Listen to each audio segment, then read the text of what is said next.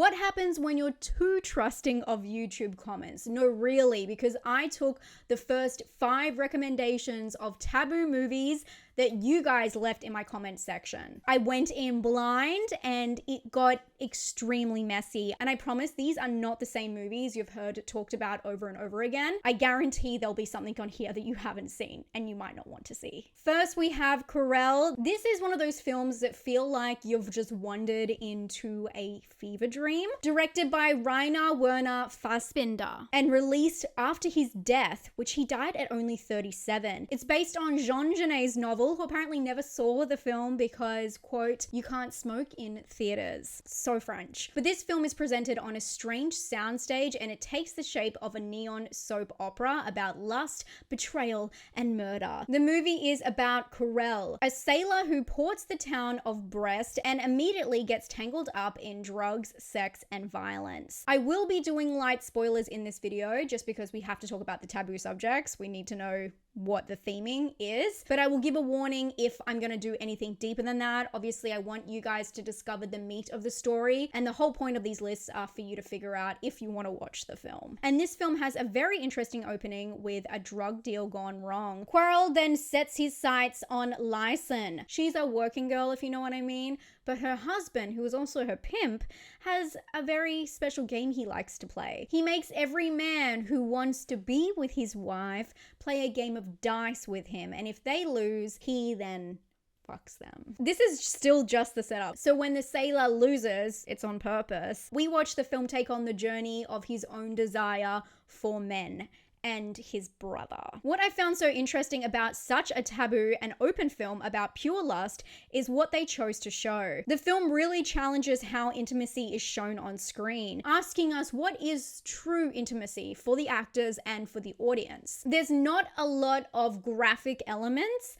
We do see some nudity, but most of it is close-up shots of expressions, reactions, pleasure. It's all very suggestive, but it is very intense. They find a powerful way to portray these scenes without showing any genitalia. But it's not like they're afraid to depict it, because there are other parts of this film, especially in the set design, where we see full phallic, not even phallic, just the objects. I wish I could show you this. I can't on YouTube, but you get the idea of what's meant to be here. It's part of the set design. It's built in. So although you're not seeing the real thing a lot, you're seeing it everywhere else. And that is probably the most interesting thing about this film. Visually, it is stunning and bizarre. It's like a magical soap opera built on a multi-layered theater. The scene where they play dice happens within this confined room, and the walls and door are glass windows, basically. People can see into this room while this intimate conversation and activity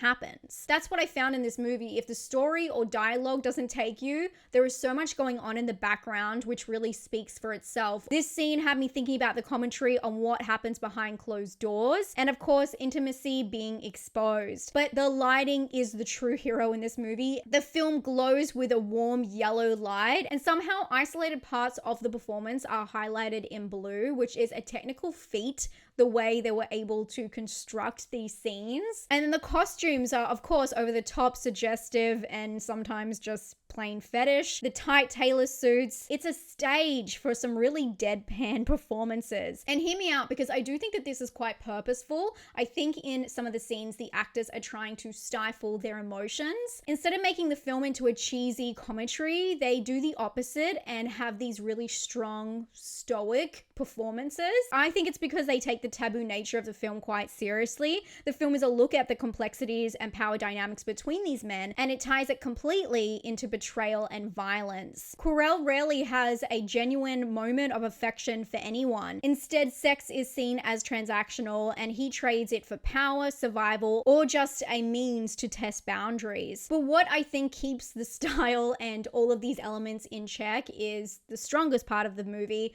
the narration. And this for me gave a kind of biblical structure to the film. There are a few unquestionable religious moments, like the angel of the apocalypse. And at times I felt like the main character was a inhuman being trying to learn lessons about the human condition. Lessons about power dynamics focused on gay relationships. And I'm not saying that these are truths or morals, but more so observations. I wrote down a little example while I was watching it to explain kind of how the narration worked. After we see the main character's relationship with another man, the narrator states, in some obscure way, Querelle understood that love is voluntary. You have to want it. When you don't love the men, letting yourself get f***ed can give you pleasure, but to man, you have to love them, even if it's only the moment that you're f***ing. I hope that paints the vibe. It also felt like the movie queer for more reasons than you assume. It was more so the drug use and the set design, as well as the lust and the color grading, because Queer is set in the sweltering heat of Mexico City and Ecuador. This is my first Fassbinder film, and his art house style is definitely unique. And no surprise, he's seen as one of the major voices in the new German cinema movement. This film was actually dedicated to his ex-lover, El Hedi Ben Salem, who had been featured in a few of his films while they were together. Their relationship was violent and very toxic, involving a lot of substance abuse, and it ended with tragedy, with Salem being in prison and taking his own life, which gives this film that is dedicated to him a whole new layer. Overall, I think that this was an eye-opening experience for me that takes the experimental gaze and the male gaze to a new level. I can't say I loved the plot. I felt it was a little bit muddy and strange, but I do love the set design and the way it was all pulled together. It's a beautiful film in terms of logistics, but I don't think this was intended to be digestible for everyone. It's definitely memorable. I'm gonna give it a 7 out of 10 for Taboo. Okay, next I think is one of the most interesting films of the bunch. I did not expect to feel the way I feel about this film. It's called Feed. Thank you, A Hunter, for your recommendation. This is an indie Australian crime thriller that was completed in only 28 days, and unfortunately it does show, but it's not all bad. I want to be clear that all of your recommendations are very welcome, and even if I don't like the film, that is not the point of these videos. The point is to fill in the gaps and watch disturbing movies that people don't talk about as often. And this film dives headfirst into the unsettling world of feederism, a fetish revolving around feeding and dominating. But this film also weaves in elements of cannibalism and, of course, cybercrime. This film is really about cybercrime. The story follows Philip, a cybercrime cop who has become obsessed with a website for feederism. The site streams women while paying members bet on their stakes for survival. And Philip's pursuit leads him to Ohio, where he comes face to face with the man behind the website. The film is inspired by the UK Channel 4 documentary Fat Girls and Feeders. So Alex O'Loughlin and Patrick Thomas came up with the idea after seeing the documentary. They pitched it to a producer, and then they ended up being the lead roles in the film. So it's very much a passion project, and it does show. You know, when you watch some of those indie films that don't have it all together, but you can feel like they're really cared for and there is something personal about the production, you feel that, and knowing that the lead actors are also the ones who came up with the idea, it all makes sense. And the film clearly took its tentpoles from the movie Seven with the crime aspect and the way it all comes together. It's undeniable from the gritty setting to the choppy editing. The movie starts up a little bit messy and heavy-handed. They go really hard on the detective ranking stuff or the cop ranking stuff back at the police station when it really doesn't matter to the story. But when it gets in its groove, that's when it really, I don't want to say shines, but something very interesting is happening on screen. And call it nostalgia, but I absolutely adored watching them use dial-up on these old websites to hack the mainframe. But what actually stopped me in my tracks and what I can't show is what content was shown on screen. They show a lot of computer research, articles, videos, and graphic pictures. I noticed a lot of the faces were cropped out. They did say that they made the websites themselves, but duh.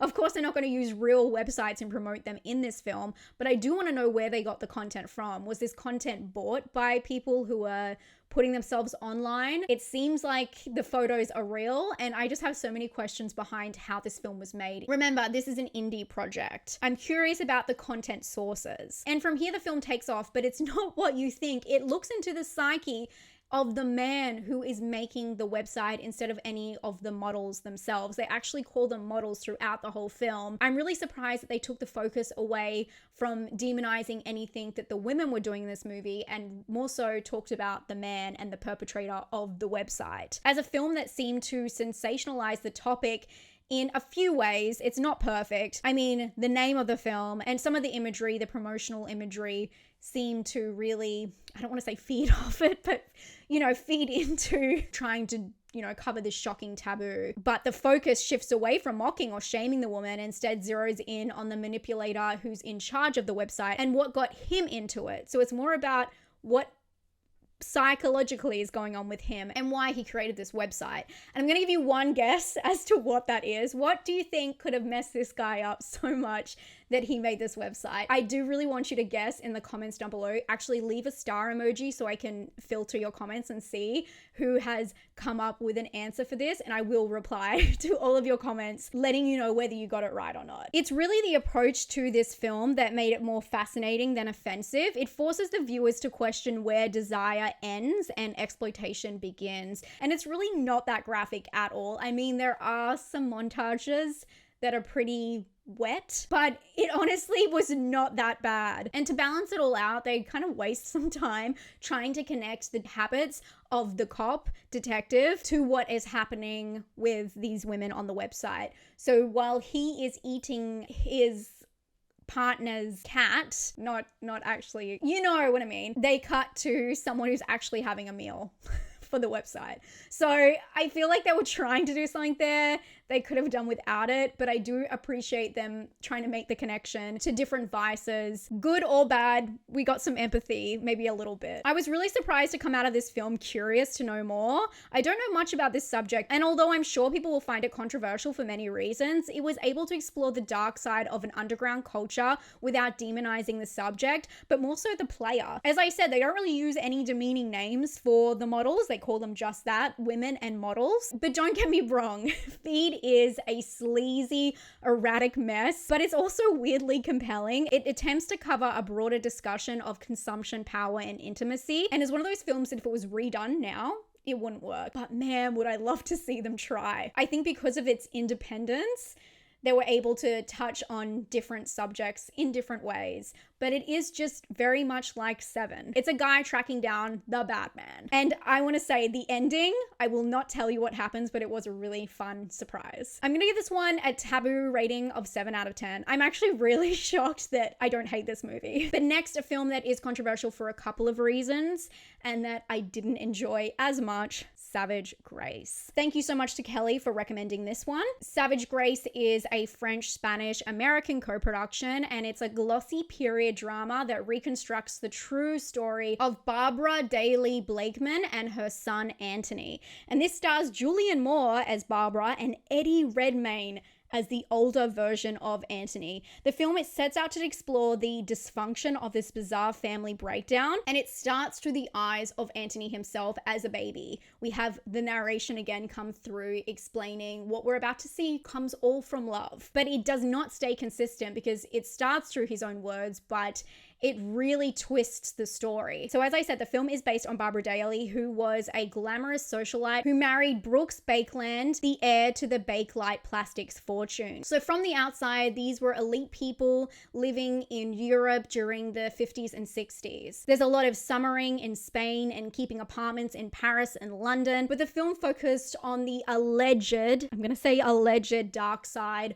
of their lives, with themes of infidelity, substance abuse, and of course, the inappropriate relationship between mother and son. Yes, it's one of those films, and we're going to be talking about that throughout the rest of this video, so be prepared. And this story does end in tragedy, and I think it's important to talk about the story it's based on so you know why it's controversial. I think it's critical to understanding the film and the backlash for it. So I've left a timestamp below if you want to skip forward the spoiler part I'm going to talk about right now about the true story and how that pertains to what happens in the movie. I'll give you a second. So in real life, Barbara allegedly tried to cure her son's homosexuality. She did this at first by hiring women to try and do that, and then it ended with her initiating things with her son. Anthony, meanwhile, was displaying symptoms of schizophrenia, and his behavior increasingly became erratic and dangerous. In 1972, Anthony tried to throw his mother into oncoming traffic outside her house. He was arrested for attempted murder, but she didn't want to press charges, and she got him released. He came home and did therapy, and his therapist warned her that he was still very dangerous and could attempt something else. 2 weeks later, he took his mother's life with a kitchen knife. He was then sent to another psychiatric hospital, but he got out several years later. He went to go visit his grandmother, and 6 days after his release, his grandmother with a kitchen knife. He was then sent to Rikers Island, where he took his own life. So it's a very tragic story about him not getting help for his mental illness, and also his mother's mental illness that was never put in check. Okay, now here is the crazy part. This film does not contain half of that information, not even 90% of that information. They do not focus on that part at all. The film is very strange, and I knew it had to be based on something because it seemed such random events were happening to these characters without much explanation or context. So after watching the film and reading the true story, I was so puzzled because the takeaway from this film should surely be about the torment his mother caused and their untreated mental health. There is an actual takeaway message that's really important from what happened in real life. And it does present itself as based on a true story, but it sacrifices any accuracy for shock value when the true story is more interesting and meaningful. Key aspects of Anthony's mental illness are glossed over. The word schizophrenia is never even used in the movie. More screen time is devoted to voyeuristic depictions of Barbara and her son's entanglement. The details from the real story are missing, so there's no context to why the film escalates in the way it does. Visually, it is a sleek film, and I feel like the purpose is to more capture the jet-setting lifestyle and how they're part of the elite and what is really going on behind closed doors. But these are real people. And although we do have the dinner parties and they're trying to put on a public facade or mask, it feels very strange and hollow all the way through. No doubt that the acting is solid. I mean, Julianne Moore delivers a chilling performance, and she has to play a woman who is constantly oscillating between charm and desperation, and of course using a lot of emotional manipulation. And this is one of Eddie Redmayne's first major roles, and he's both fragile and disconnected, but I would have loved to see the film really lean on him with more facts from real life. Instead, they swapped them out for some more controversial scenes, and one of the scenes maybe took it a little bit too far. There's a scene that shows intimacy between Barbara, her son, and also a third person, her lover, Samuel Adams Green. And this was a real person, and later Green insisted that the encounter never happened. And he even launched legal action against the filmmakers, which was unresolved at his time of death. What makes Savage Grace taboo isn't just the mother-son scenes, although those remain pretty shocking and disturbing. It's the way the film blurs truth and fiction in a real-life tragedy. I imagine with more focus on the psychological elements and attention to details, the film would have left a real mark, but also meant something. I'm gonna give this one a 6 out of 10 for Taboo, but don't worry, I saved the best or worst for last. Next, let's talk about this movie. Thank you, Manu, for this recommendation, because the English title of this film is True Siblings, and it's become a little bit of a mystery online. It is available, you can find it pretty easy, but you can't find that much information on it at all. There were years where people were trying to source English subtitles to understand what they could find visually online. Now the video is available with subtitles. So this is a Swedish TV movie that has said to have aired on SVT in 2000. And I could not find any context or explanation as to why. If you're Swedish and you know about this, please let me know, because why the hell would this be on TV? This film is just under an hour, yet it packs in one of the most direct and unsettling depictions of sibling relations I have ever witnessed and care to witness. And it's in a bizarre, restrained format. The story follows 19-year-old Linus and his 17-year-old sister, Vanya, living with their mother, Eva, who works a night shift at a hotel. The movie sets its tone from the first scene, and it never lets up.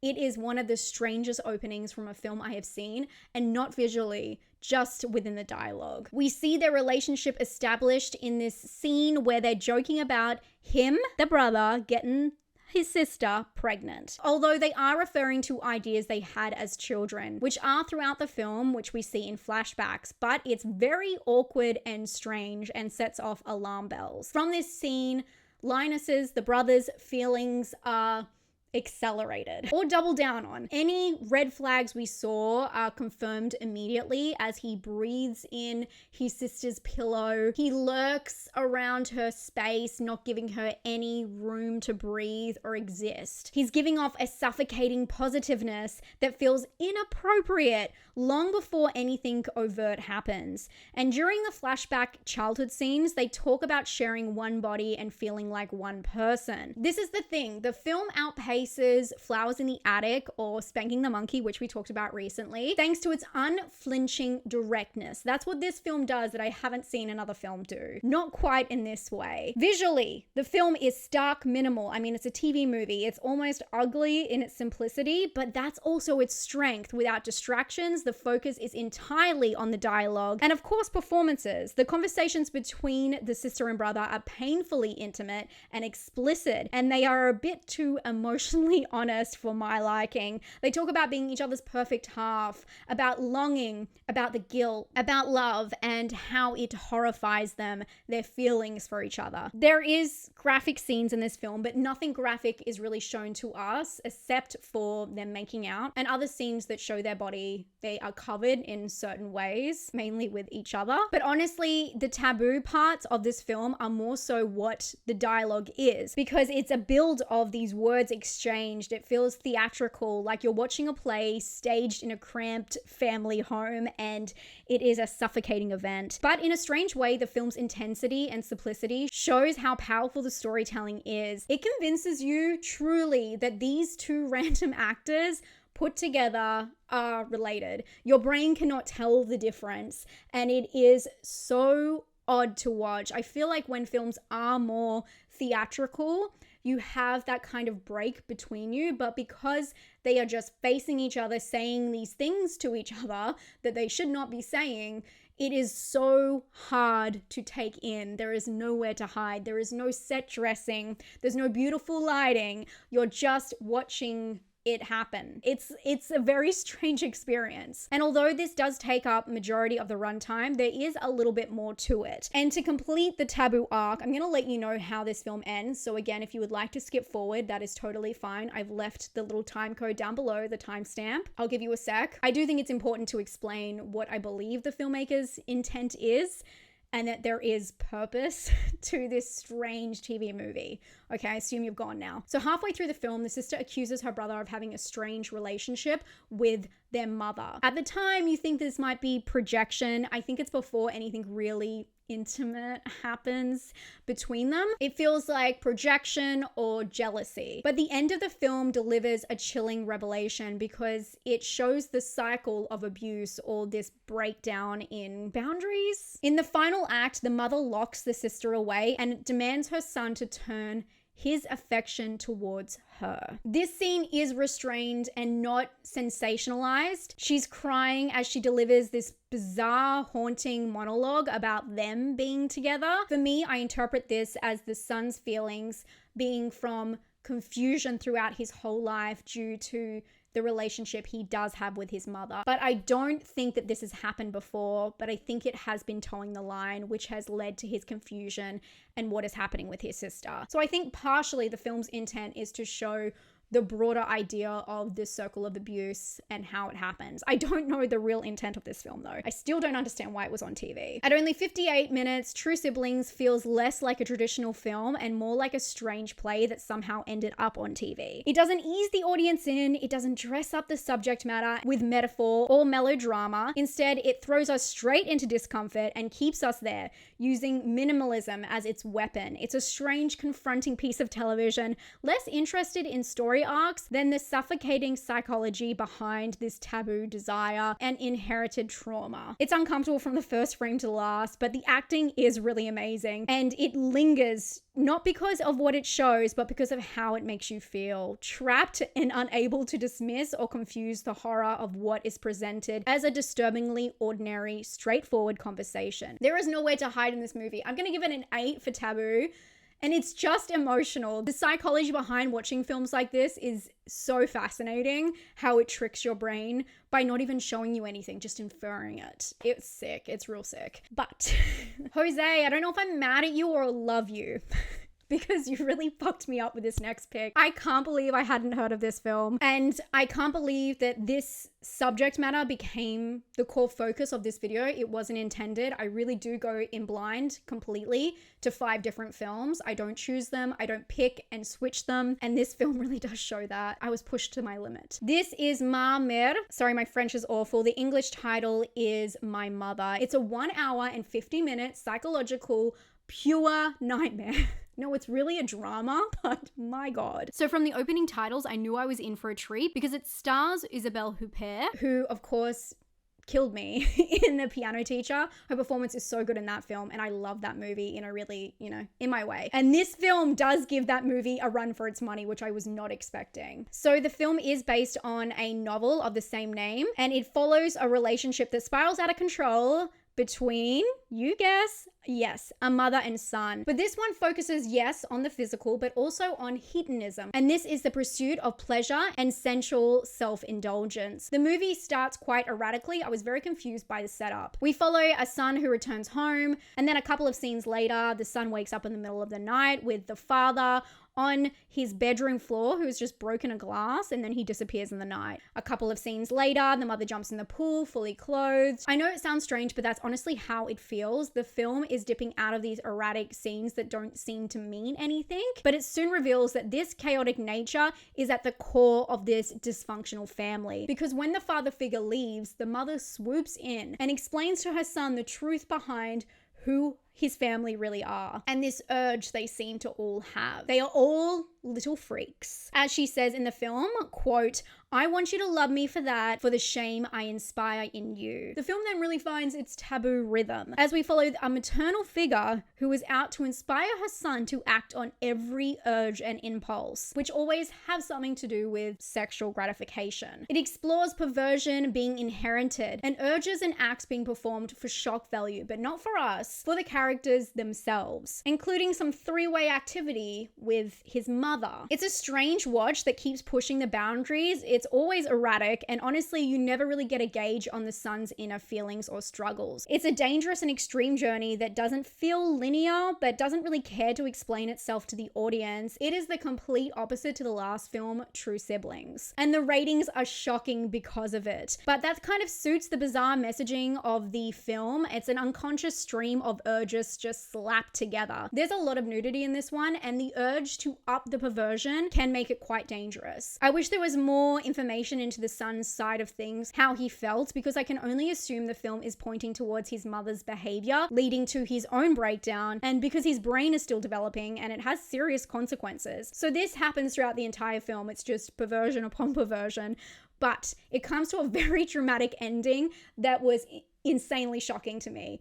I love being shocked in movies. This is why I watch movies, and disturbing ones, and you really got me with this ending because I could never have guessed that was... I'm laughing because I'm uncomfortable. I'm going to tell you what happens. You can skip forward if you would like to save the shocking ending for yourself. Time code down below. I'm giving you time. 3, 2, 1. Okay, during the film, the mother gets disgusted by the son and actually leaves for a huge portion of the movie. She goes and does her own thing. But eventually she does return because she feels like she has lost the urge. She has lost this depravity, this condition she says she lives with. So she needs to push herself to the final urge, as far as you can go. So what does she do? Her and her son go together and have some adult time together. And during this adult time, she asks her son to use a sharp tool on her. Her stomach, and then he spanks his monkey, and then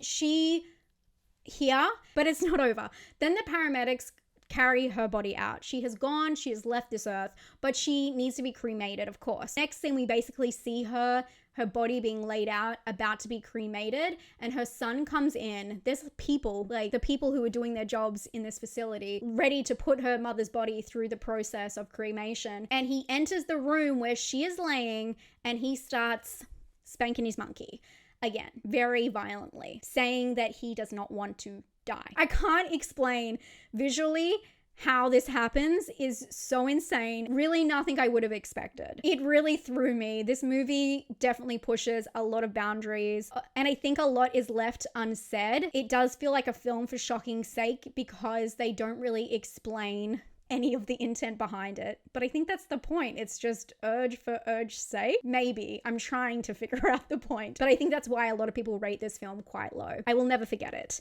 So thank you so much for your recommendations. You guys are so smart in that weird way that I love you for. I'm gonna give this one a 9 out of 10. It really shocked me. That is today's video. Thank you so much if you watched all the way to the end. I cannot believe if you made it here, especially those people who stuck it out for the spoilers. You understand why I had to explain those parts, because that is what made these films taboo, made them disturbing, made them dark. Keep your recommendations coming as always. Who knows, if you guys like this one, I might do another one based on your recommendations. I love watching films I haven't seen and I haven't heard anyone talk about. I know that there are videos out there talking about these ones, but I haven't seen them yet, so it's really fun for me to share it with you guys. I'm gonna go have a cry, so I'll talk to you guys later. Don't forget to subscribe if you do like these videos. I talk about disturbing movies a lot, along with horror movies and thrillers. I love dark cinema, and I will talk to you all soon. Bye, friends.